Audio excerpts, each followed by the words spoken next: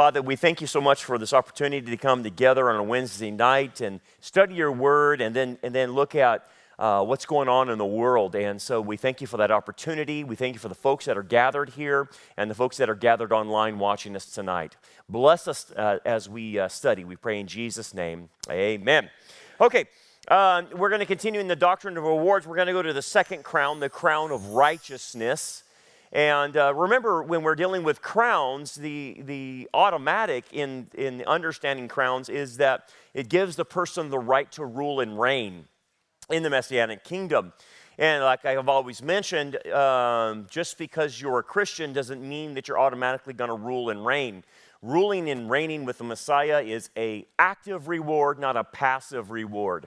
So everyone will be in the kingdom, everyone will be there, but it doesn't mean that everyone will be able to participate in ruling. And then to really flush ruling out, what it means is that there's two forms of government in the kingdom age, the 1,000-year reign of Messiah. You have the Jewish government, and then you have the Gentile government. And we as Gentiles will be part of the Gentile government over the entire world. The Jewish government is pretty simple in the fact that Messiah is always king of the whole world, but then under him is David the prince, and then under him is the 12 apostles ruling the 12 tribes, and then under them are judges and princes of the Old Testament saints, perhaps people like Daniel and Moses and people like that ruling under that strata. And then after princes and judges, we don't know how deep that goes. It just stops at princes and judges. So it's pretty thick of lines of authority in the nation of Israel at that time. The Gentile government is a little bit more straightforward in its development, in the fact that obviously Messiah is over the Gentile government, and then under him are the rulers, the kings. And depending on your faithfulness, depending on your ability to have these crowns or multiple crowns or whatnot, depends on how large of a territory that you actually rule. And where I'm getting the large territory is the parable of the minas, which we've already studied in the rewards study. So he'll tell them in the parable of the minas that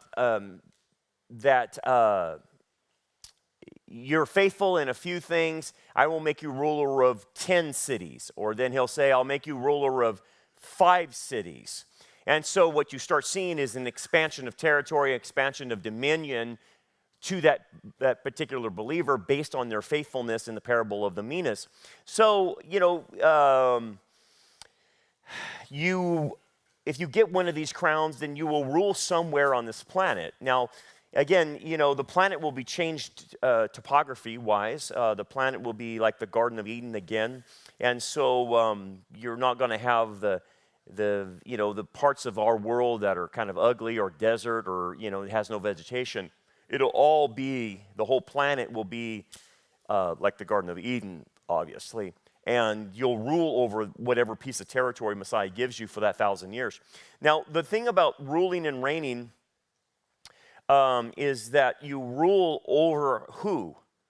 Well, you rule over mortals that came through the tribulation who were believers. Because only believers make it into the kingdom. You must be born again. And so you'll have resurrected individuals there, you and I, and resurrected Israel, obviously. And then you'll have mortals that made it through. You'll have two sets of mortals. You'll have Jewish mortals that made it through because they're believers, they're part of the remnant. And then you'll have Gentile mortals that made it through because they're believers. Now, obviously the Jewish government rules the Jewish people, and then we rule the Gentile people. Now, these people will come into the kingdom mortals, which means that they will get married, they will have babies, and according to Isaiah 65, there's an explosion of the population because there's no more infant mortality anymore. And so, and some of the curse is reversed, It's not taken away fully. And so what we have is a massive explosion of the population, not only Jewish, but also Gentile, to repopulate the planet after the decimation of the tribulation. So that being the case, after a few hundred years, you're going to be up there in the billions again of people. And so therein lies our responsibility to rule and reign over these individual Gentiles that are having babies. Now, that first generation that comes into the Messianic kingdom are believers, okay? So because they're believers, according to Isaiah 65, they'll live for the whole 1,000 years and then be translated at the end. There's no resurrection at the end of the Messianic kingdom.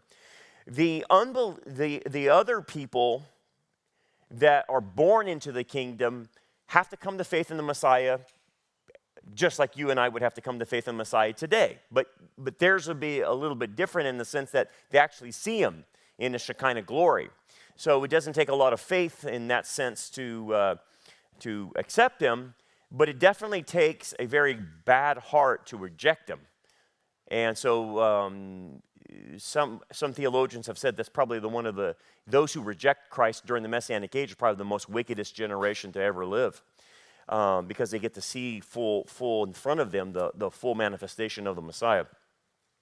So each successive generation gives birth, and the rule, according to Isaiah 65, is if they do not make a decision for the Messiah in the first 100 years, then the penalty to that is death, physical death. So each human being is given 100 years to live if they reject the Messiah. If they accept the Messiah during the probationary period, they live for 1,000 years and are translated at the end. And then those who die, obviously, will be resurrected at the second resurrection, as it's categorically called, of the damned after the Messianic age to the great white throne judgment. So when people ask me, like, well, then what am I going to be doing? We're going to be ruling and reigning over these mortals. What is your job? Well, your job is to extend the rod of iron rule of the Messiah. And the rod of iron rule is different than what you and I are used to. You and I are used to the age of grace. We get a kind of a hint of it when we look at Israel living in a theocracy during the Mosaic period, that, you know, sometimes when people did stuff, they died. You touch the ark, you die, right? You do stupid things, you die. You have capital punishment. You know, you're stoned to death for certain things. So the penalties and consequences of sin, like in a theocracy, are very harsh, no doubt about that, because you're living with God right in your midst. Well, the same thing is true then with the rod of iron rule, in the fact that the Messiah is living in the midst of Israel. And that means with the rod of iron, it means that outward manifestations of sin are not tolerated at all, and it's immediately put down. And there's a penalty attached. So an example of someone messing around with Christ and disobeying him is the country of Egypt, according to Zechariah chapter 14. What happens during the Messianic age is Egypt, on one occasion, decides they're not going to come up to the Feast of Tabernacles, which is required for all people of the world to worship the Messiah during the Feast of Tabernacles. And so, according to Zechariah 14, Egypt decides not to come up, and so the rod of iron rule sends them no rain, okay, and penalizes them for doing that. And at that point, you know, to send them no rain, I know that sounds counterintuitive because Egypt doesn't get rain today and is fed by the Nile River, but you have to remember it's Edenic conditions restored again. So there's no desert anymore. And so the rain then is used to punish them for not coming up, or at least sending delegates up to worship the Messiah. So the rod of iron rule is a fast punishment. It's an outward punishment of any manifestation of sin. Therefore, your job and my job, if we get to rule and reign, is to squash any outward manifestations of sin as we govern the region that is given to us. And really, ultimately, the Messianic kingdom is the best expression of how you can have a kingdom of righteousness and holiness with sinful humans. Because with sinful humans that have sin natures and they're still saved, they still want to do sinful things. Well, in order to have an environment that's holy and righteous, you have to put that down. You can't let that happen. And so that's what the rod of iron rule is. So you and I will be very quick on our feet to put those things down in our territory and region. We make the ultimate rulers at that point because we are righteous and we're glorified. And so we have no taint of sin. We can't be bribed as kings. We never need to sleep. We don't get tired. We don't get fatigued. All of our judgment is sound and in line with the Messiah. So we make the perfect vice regents for him because we will do exactly what we're told to do, and there will be no margin of error whatsoever in our punishment or judgment of the Gentiles that get out of line. And so it actually is the only way you could have a kingdom with sinful people in it if you had this type of scenario. Any other scenario doesn't work. It just doesn't work because you have to put down evil. And as you can see, even in our dispensation, we call it the age of grace. People just get away with stuff, even though they will be penalized later. Judgment is delayed in this age. Judgment is delayed to the end, and that's why we kind of see people get away with things right now. They think, but then in the Messianic kingdom, people are punished immediately for what they did. They do get their just deserts. So that's how to understand our function in that time era in the future. So you want to be able to do this is a privileged position for the Lord, and it does. Anytime you serve the Lord here in responsibility, it increases your responsibility later. But your responsibility is joyful, and you will want to do this. And so let's talk about this crown of righteousness. This is the second crown. This is different than the crown of life, and there's 5 crowns. The crown of life we just looked at over the last few weeks when I was here is the crown given to those who suffer well. And it is only given to those who suffer well throughout their lives. It's not given to somebody that's ticked off at God, mad, bitter, and all critical and whatnot. So now we go to the crown of righteousness. So let's unpack the crown of righteousness a little bit. So we get our clue in 2 Timothy 4. And this is Paul's departing words as he's getting ready to be executed. He knows he's going to be executed. And 2 Timothy is his last words before he dies. So he says, I'm already being poured out as a drink offering. And so the way Paul sees his life is that it's coming to an end. And because it's coming to an end, he's going to discuss what he has done to get this crown. And so he talks about a drink offering, like a libation that would be poured out on the altar. His life is being now poured out as a sacrifice. So Paul, one of the aspects that Paul is trying to bring out to us is one of the ways that are variables that go into getting this crown is your ability to sacrifice. And I'll get more poignant about this. It's not just simply sacrificing for sacrifice's sake. It is sacrificing for eschatology. That's where it's going, because that's the whole entire context of what he's talking about. So it's a sacrifice that this person, that he or the person that gets this crown, has an element in them that is willing to sacrifice to eschatology certain behaviors. Okay? I'll get there. So just keep watching. That's what he means by a drink offering. And the time of my departure is at hand. So Paul doesn't see death as a cessation of life. Paul sees it. The Greek word is like lifting up your anchor and setting sail. The other way it's discussed, the Greek word, it can be used as you're going to take down your tent. You've been camping and you're going to take down your tent. And so he doesn't look at it as a departure. He looks at it as basically a new adventure, so to speak, that what he's getting ready to depart as. And so at the end of his life, he says, I have fought the good fight. I have finished the race. I've kept the faith. And you know those terms very well.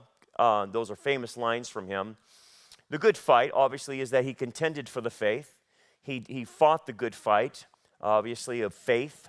And what does he mean by that? I have finished the race. Well, it's encapsulated by what he says, that I have kept the faith. Okay? So, I fought the good fight, I finished the race, has to do with I kept the faith. Those two funnel into this idea of keeping the faith. It doesn't mean that I stayed true to the end. It doesn't mean that at all. It means the faith. That's what he's referring to, which means the body of knowledge of a corpus of basically the New Testament or the revealing of the Messiah is what he's trying to say. That I've kept the faith. You know, some people will say, well, he's talking about the gospel, but I think it includes more than just the death, burial, and resurrection of the Messiah. It includes the whole corpus at that point.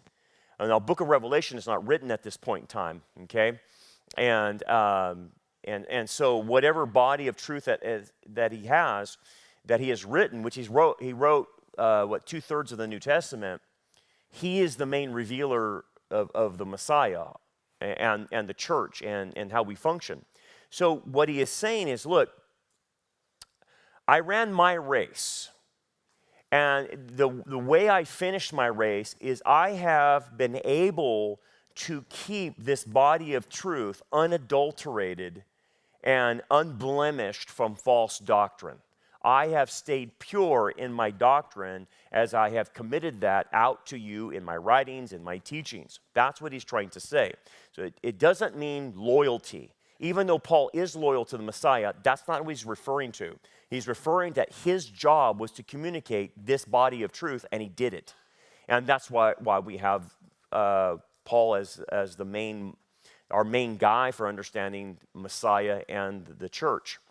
Okay, so in this corpus body of truth, it includes a certain aspect of theology that is typically, well, I shouldn't say typically, it is always, that's the word I want to use, always neglected in church history.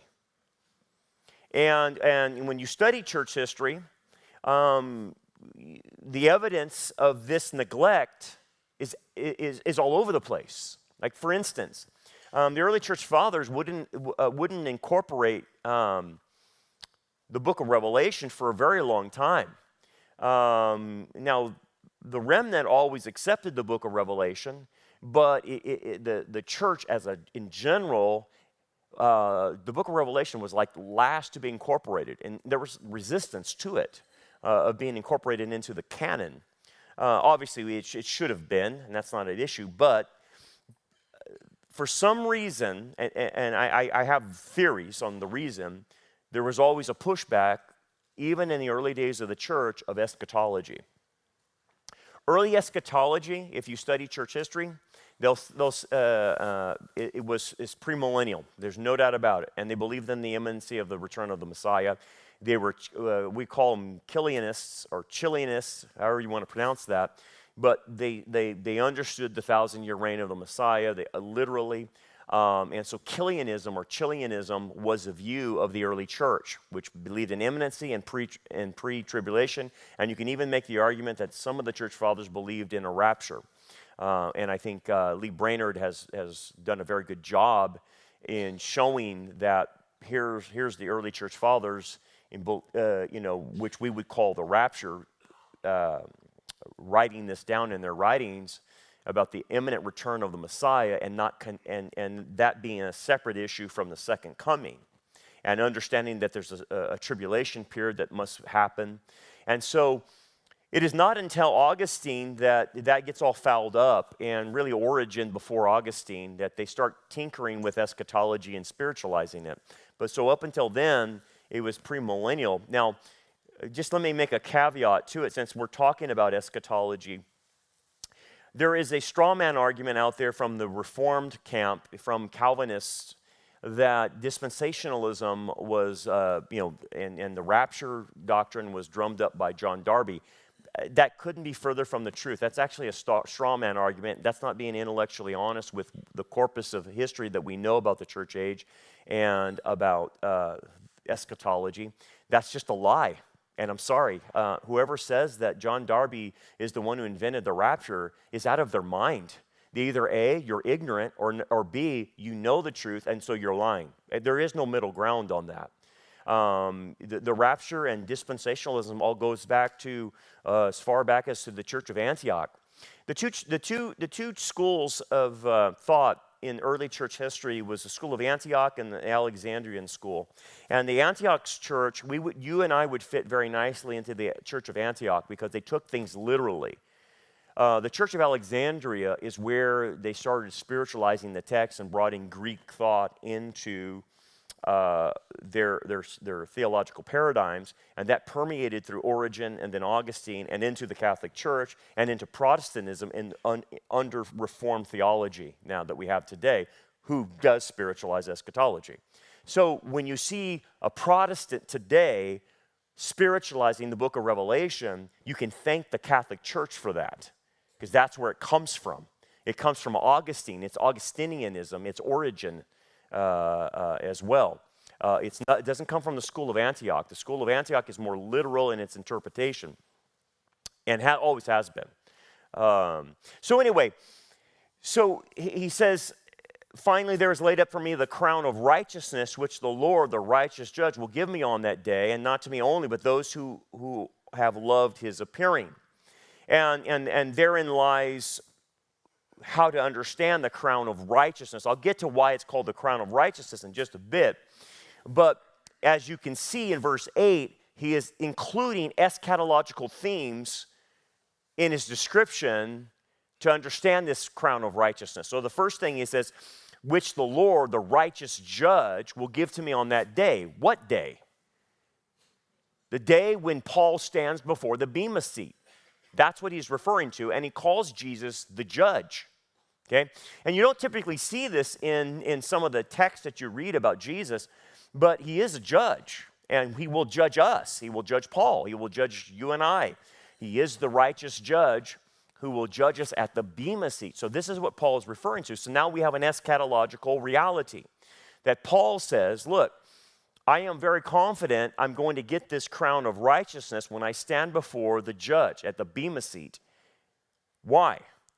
He will give it to me on that day, not only to me only, but to also to all who have loved his appearing. And that's the last phrase you want to focus in on, loved his appearing. Okay? So loved his appearing is the idiom you want to capitalize on. That explains the entire crown. Loved his appearing. So obviously, what we're all looking for as believers, hopefully all of us are looking for, but unfortunately, and not a lot of Christians are doing this, they are looking for the return of the Messiah. Okay? And that's just in general. That's what a believer should be looking towards, the return of the Messiah. So what we understand about the return of the Messiah is that it's in two phases. And so the return of the Messiah is in two phases. The first phase is what we call the harpazo, or the rapture in Latin, or the parousia, which is the second coming, which he comes back to earth and rules and reigns. So just like the coming of the Messiah in general had two phases, so does the second coming have two phases. And this first phase, the harpazo, what we find out about it once we understand it, and Paul unpacks it, and the writers of the New Testament unpack it, we find out that it's imminent. It has an imminent quality to it versus the second coming, the parousia. The parousia is a timed out coming of the Messiah. How so? It starts with the signing of the peace covenant of Antichrist with Israel, and that starts a 7-year lunar cycle that culminates with the second coming. So if we were to theoretically live during that period of time, which we're not going to be here because the rapture will take us, but if we saw the signing of that peace covenant, we would know down to the very day when the parousia will happen. Then, or even take the 3.5-year mark. When the two witnesses are raptured after they're killed by the Antichrist, you would know you have 3.5 lunar years left until the coming of the Messiah. So the second coming is not imminent at all. You can never say it's imminent. You will know down to the day when he comes based on the 7-year tribulation period, and that being in concert with that. So what ended up developing in the New Testament is a two-phased coming, and the first phase is imminent, which means nothing needs to happen for him to come back, okay? And what was taught about this first phase was that he doesn't come back all the way to the earth. He comes in the clouds to receive his bride and then take them home for a 7-year period of time for the wedding. And obviously at the wedding, using Jewish Galilean wedding language, when you take the bride back home, when you fetch her, and she doesn't know when you're coming, you fetch her, you bring her back to your father's house, and then you have the wedding inspection. And the wedding inspection is to verify whether the bride is a virgin or not, and just, quite frankly, just to understand the context, is they had sex. And the evidence that she was a virgin is that she would bleed out because her hymen was broken, because this was a virgin and she first had sex, and so she would bleed out. And that cloth would be used underneath her as she bled out, and the first time she had sex, and then the groom would actually take it out to evidence and show that she's a virgin, that she was pure. That's how the Jewish wedding went in the Galilean region, okay? For us, the purification of the bride is the bema seat. That's where the bride is made pure. That is where those who built with wood, hay, and stubble, those works are burned, and the gold, silver are refined, and then that's being kept. So our examination on the wedding night is the bema seat. So that's what he's referring to. Okay, so this loving his appearing then has to do with the first phase of the second coming, but it also includes all of eschatology. That's what we're talking about. Because if I understand that that the second coming has two phases, basically those phases encapsulate the not only last days of the church, but the last days of Israel, okay, before we go into the Messianic kingdom. So it encapsulates everything. So it's not just for the rapture, it's for the entire eschatological period. It's what it's encapsulating, because he appears twice. That's the idea. So when you hear me say it, I say, well, sometimes I'll say it, love is appearing, it refers to eschatology. I'm saying that because the second coming has two endpoints, if that makes sense, if that's clear. So anyway, it's the whole enchilada, if you want to use slang. It's the whole enchilada. So, okay, those who love eschatology, what does that have to do with righteousness? Why is he connecting it? Why didn't he just call it the crown of eschatology, or the crown of the second coming, the crown of the coming of the Messiah? Why didn't he just call it that? But no, he calls it the crown of righteousness, but yet it's related to eschatology. Remember, crowns are very rare. Not everybody gets a crown. Okay? Not everyone gets a trophy on this one. Okay? As you know. Why is it related to righteousness? How would the study of eschatology be related to righteousness? Why is it related to righteousness? Now, the righteousness I'm talking about is not positional righteousness. Positional righteousness is what you get at salvation.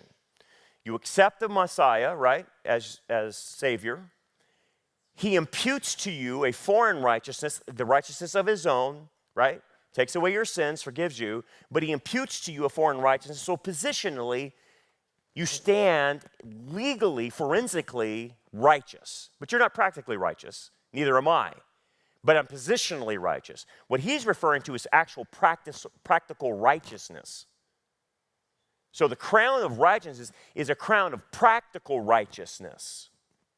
So how is practical righteousness related to eschatology? So the two are coming together. And this actually demolishes the arguments that I dealt with a couple weeks ago with Eric, what's his, Dumaflici? Metaxas, yeah, of saying that, those who believe in a rescue rapture are not politically active or politically motivated, and they're kind of sitting on the top of the roofs with their white sheets waiting on Jesus to come back for them, and so they're not politically engaged or culturally engaged in the battle. And it's actually the opposite of what Scripture is actually teaching. So, crown of righteousness. It also is related to this passage as well. This is 1 John 2:28 through 29. And now, little children, abide in him. Now, abiding is not a salvation term. It is a discipleship term. That when he appears, remember what did we talk about? How many appearances will there be? A two-phased appearance of the second coming. So now we know he's referring then to the imminent appearance, which would be we call the harpazo, or the rapture. That when he appears at the rapture, basically, we may have confidence and not be ashamed before him at his coming. So again, at his coming, we know inevitably it goes to the judgment seat of Christ, and he's saying, look, you have to keep abiding in him so that you're not ashamed when you stand before him at the judgment seat of Christ. But what is that abiding relating to? So if I don't abide in him, which means I'm not fellowshipping with him, I'm not doing something. I'm not serving him. And if I'm not serving him, I'm not being rewarded.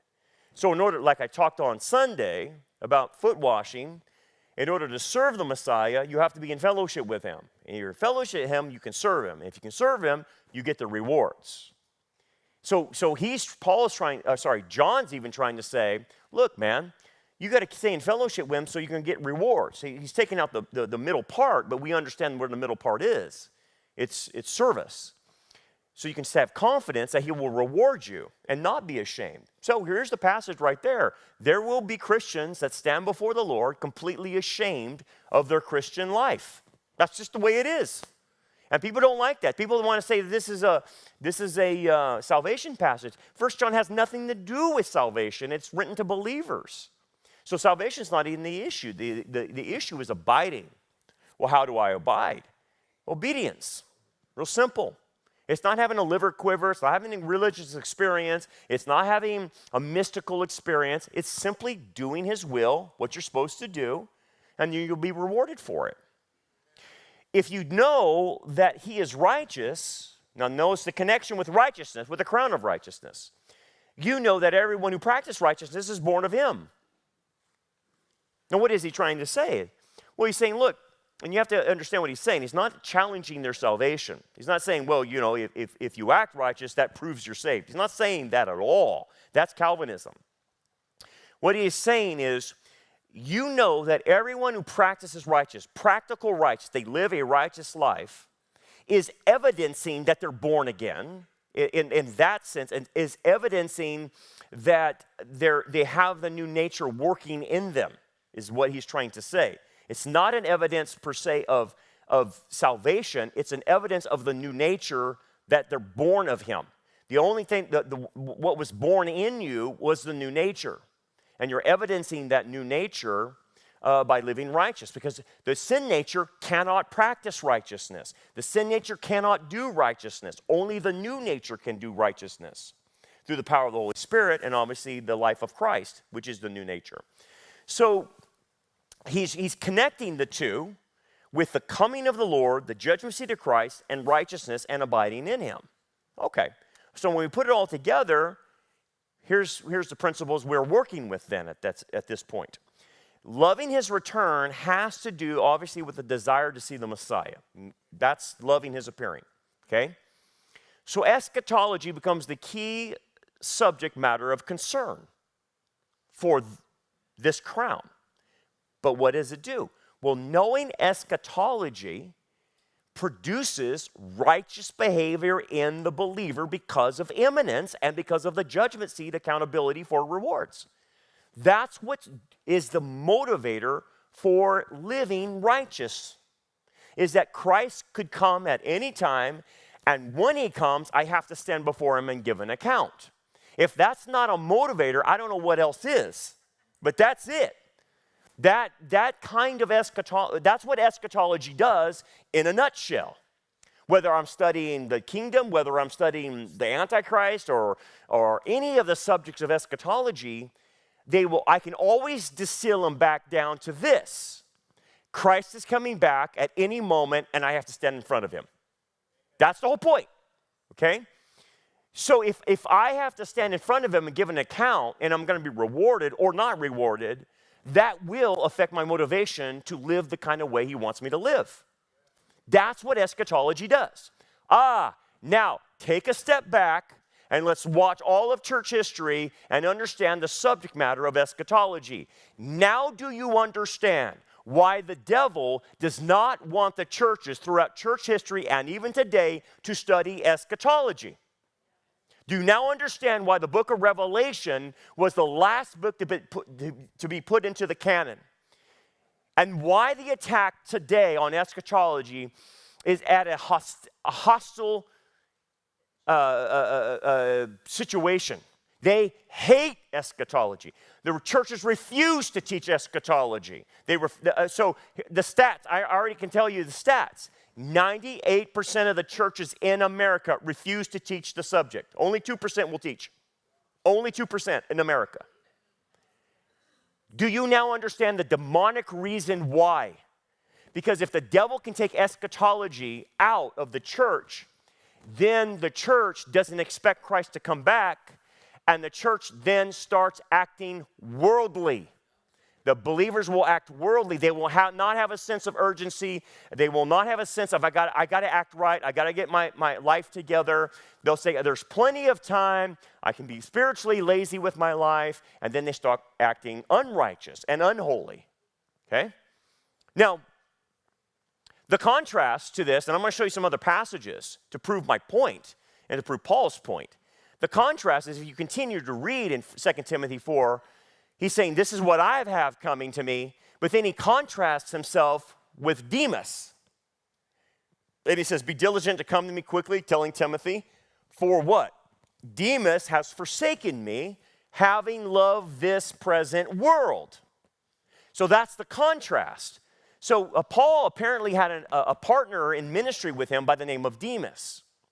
And Demas, instead of loving the appearance of the Messiah, understanding the Messiah could come at any moment, started drifting and loving the world. That's the contrast.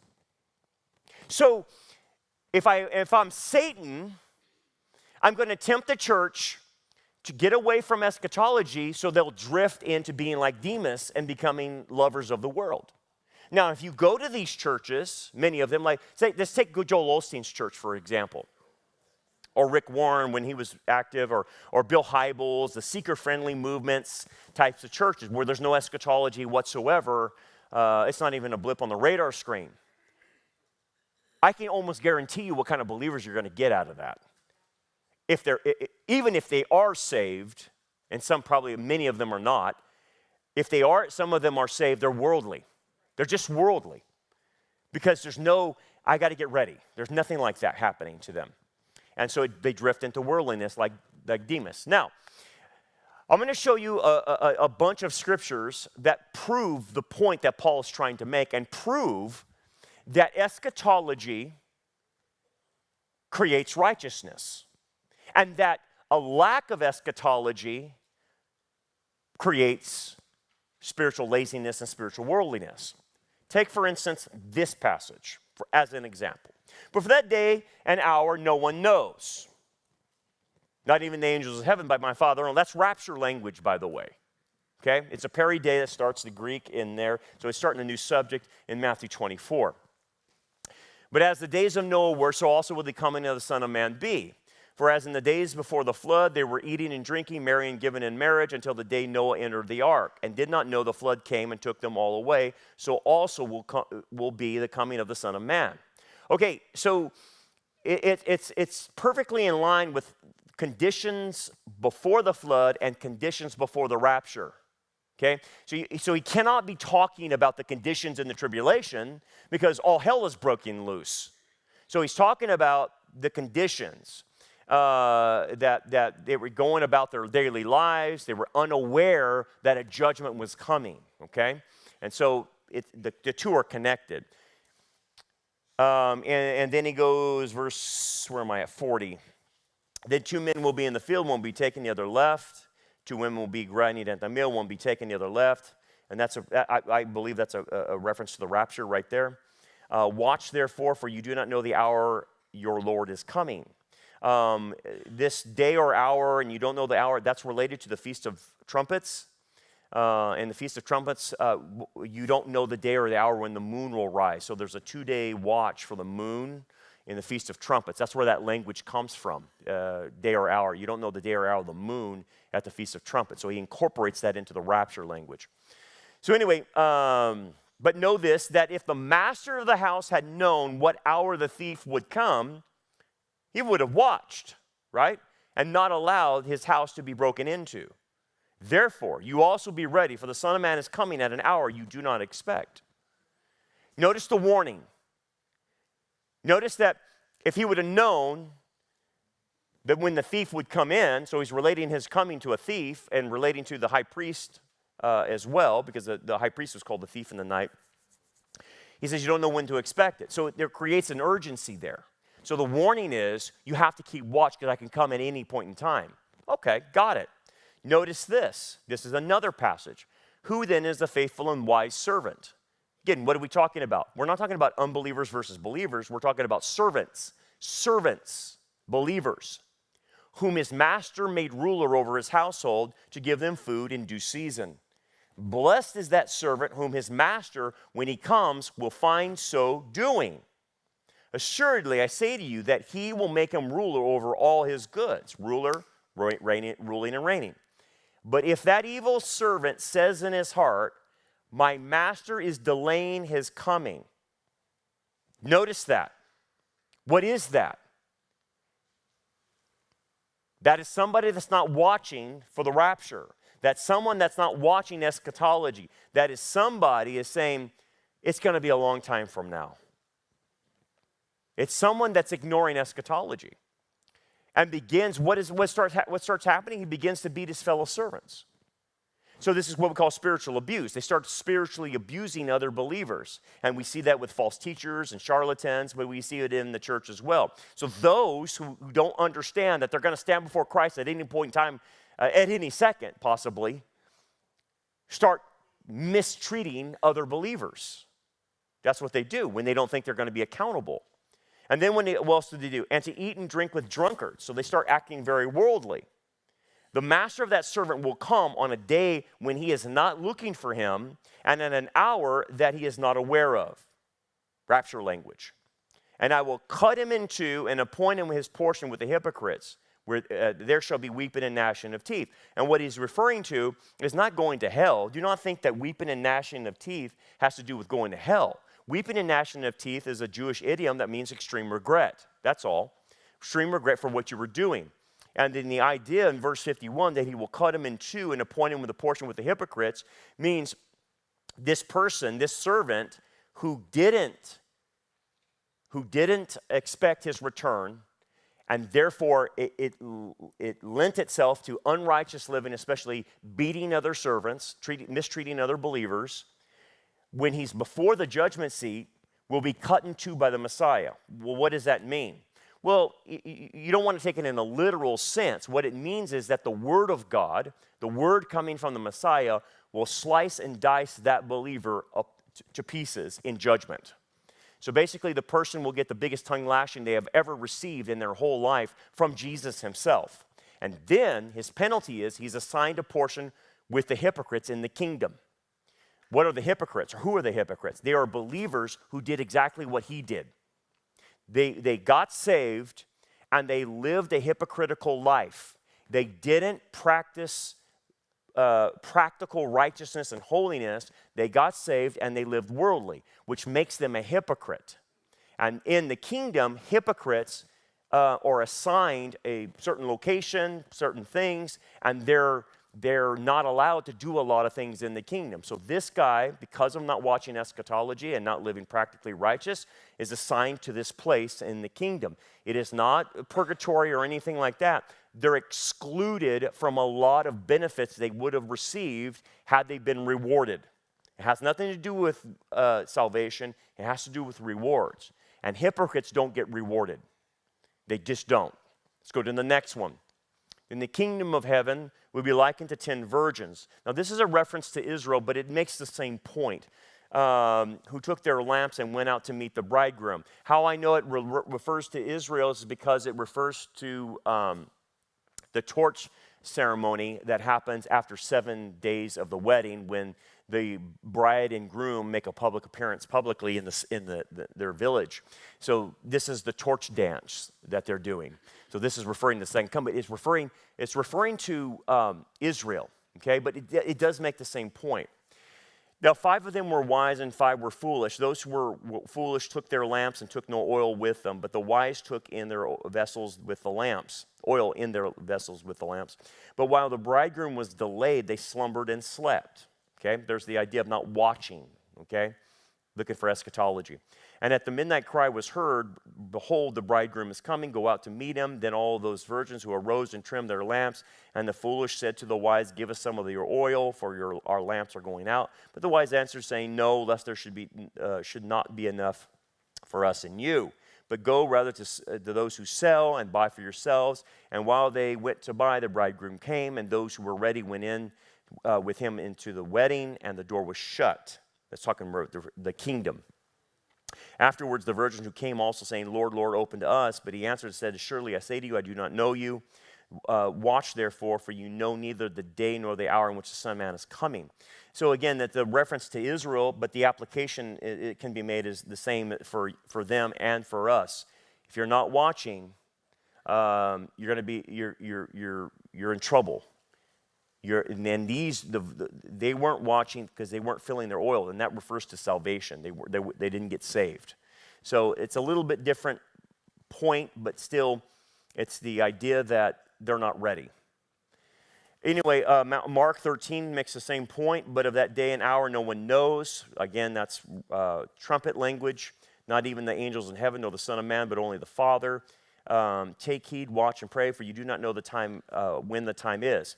It is like a man going to a far country who left his house and gave authority to his servants and to each his work and commanded the doorkeeper to watch. Watch, therefore, for you do not know when the master of the house is coming, in the evening, at midnight, at the crowing of the rooster, or in the morning, lest coming suddenly he find you sleeping. And what I say to you, I say to all, watch, which is a command. As you can see, there's the impression from the Messiah, keep looking at eschatology. Okay? Look at this one, Luke 21. But take heed to yourselves, lest your hearts become weighed down with carousing, drunkenness, and cares of this life. So this is what happens when you don't study eschatology. And that day come on you unexpectedly. For it will come as a snare on all of those who dwell on the face of the earth. There's no doubt about that. Watch therefore and pray always that you may be counted worthy to escape all these things that will come to pass and stand before the Son of Man. And again, stand before the Son of Man is the only place where you're going to be safe during the tribulation is actually standing in front of the Son of Man at the Bema seat. That's the only safe place to be, is standing before him. It's a position of judgment. So as you can tell, there's the warnings. And the warnings show you what watching for his return does to the individual versus not watching and what happens to the individual. So it's very clear and very easy to make this statement. People who don't love eschatology in general will live an unholy, unrighteous life typically. Typically. Not all the time. There are exceptions to the rules. So it's not a blanket statement, but that's what the parables are teaching. That's what the impetus for watching does. It creates holy living and righteousness. So when Eric Metaxas says it doesn't, it's not his argument with me, it's his argument with every passage I just showed you.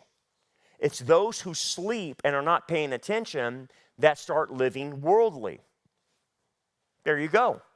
So, maybe that answers a lot of the other Christians that you run into and explains their behavior and their nonchalant about things and their indifference to things. This totally explains Laodicea to me. This explains Laodicea because Laodicea doesn't care. Laodicea is worldly. Laodicea is rich. They love this world. I don't. I hate it. And every day I live on this planet, I am reminded of how much I hate it. Because it's bad. It's evil. It's wicked. And I see people hurting. I see people sick. I see people dying. And I'm tired of it. But yet they love it. They want to stay here. They want to build some type of kingdom for themselves. And it's like, you fool. What kind of kingdom could you actually build for yourself here? It's nothing. Everything is built on sand here. The next life is where it counts. In the kingdom age, not here. So we're going to do our work behind enemy lines, but I'm not going to build my kingdom here. It's not mine to build. And I definitely can't build Messiah's kingdom. So I can only store up treasure in heaven. That's what I'm going to do. So this connection then is now explaining to you why the church in America has lost its moral influence in the society. If you're going to cut out a third of the Bible, then you have no motivator for your people. You're without a motivator. So then tell me this. What kind of motivation does Joel Osteen give people? Is there a motivation that he gives at all for living righteous? No, because you won't hear that. What Joel Osteen talks about is living your best life now, building your kingdom. He doesn't talk about holy living. He doesn't talk about righteousness. He doesn't talk about sacrifice. He doesn't talk about those types of things that will get you rewards. He talks about things, so did Rick Warren, so did Bill Hybels and the rest of them, about the here and now, what makes my life an enhancement here. That's what they're saying. That's what the church in America and the West is now teaching. Life enhancement. How do I make my life better here? Well, good luck with that one, because it's going to get really bad if I'm watching eschatology. Good luck. The minute they go digital on you, you're going to lose about 40% of your wealth. The minute they start doing food rations, people are going to die because they're destroying farming. You're not paying attention to that. You know, then that's the thing. I want to talk to people. They say, well, you're doom and gloom. I'm not doom and gloom. I'm a realist. I'm watching what happens, and I'm called to warn you. I wish I could tell you something positive. The positive thing is Jesus is coming back. I know that, right? That's the positive. But if I'm going to put stock in this world, you're crazy. You're apparently not paying attention. And this is, we have people that talk to our people, and it's all just doom and gloom. And it's like, well, here, let me ask you this question, Mrs. Doom and Gloomer. If you don't like the reality in which you live in, what do you do in your own personal life? Are you just going through life with blinders on? You're not paying attention to what's happening? Are you ignoring what's going on in the schools? Are you ignoring what's going on in Israel? Are you ignoring what's going on in the voting here? What's wrong with you? Oh, that's right, never mind. You're more worried about your life and your little cushiness and your security than anyone else's, right? Is that what I'm hearing? That's exactly the problem. They're too self-absorbed, because when you become worldly, you will turn like Demas and abandon the Apostle Paul in ministry. You'll think Paul is doing wrong. You really will. You'll think Paul is doing wrong because you're caught up in your worldliness and living your best life now. And here, that's just the way it is. So this explains a lot of what you're dealing with on the outside. And I know many of you have talked to me about this. And whether it's your family, whether it's your friends, or other Christians that go to different churches and whatnot, I get it, man. But it's explainable. It's not a mystery anymore. It's right out here in plain sight, and it explains why they have the attitude. Look, man, Deep down inside, these people know they will stand before Christ and give an account of their Christian life. They know it, but they don't want to think about it. They don't want to think about it because they do not have the confidence to stand before him, as 1 John says. They don't have that confidence. In fact, they know if they stood before him right now, they would be ashamed at his coming. And hence, if you know you're going to be ashamed, then thinking about eschatology and the return of the Messiah is the last thing you want to put in your head. It is the last thing you want to think about because you're ashamed.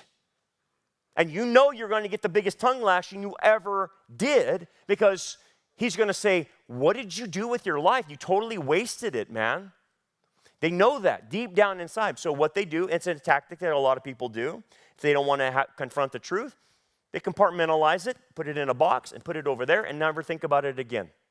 And just never think about it. So here you come. And you come and tell them, hey, man, did you see that Australia is getting ready to go digital currency, digital identification by July or August? Did you see that? Don't tell me that. Don't tell me that. Don't tell me that. Hey, man, do you realize that we could have a black swan event in 2024 because of this next election? Don't tell me that. Don't tell me that. You know we possibly could see a civil war on our southern border because of what's happening down there? I don't want to hear that. I don't want to hear that. I don't want to hear that 10 million illegal aliens have come into our country, and many of them are from China and the Middle East. I don't want to hear that. I don't want to hear that. Oh, how about drive down to the middle of Bakersfield and see the homeless population that they refuse to clean up? Oh, I don't want to hear that. I don't want to hear that. I don't want to hear that.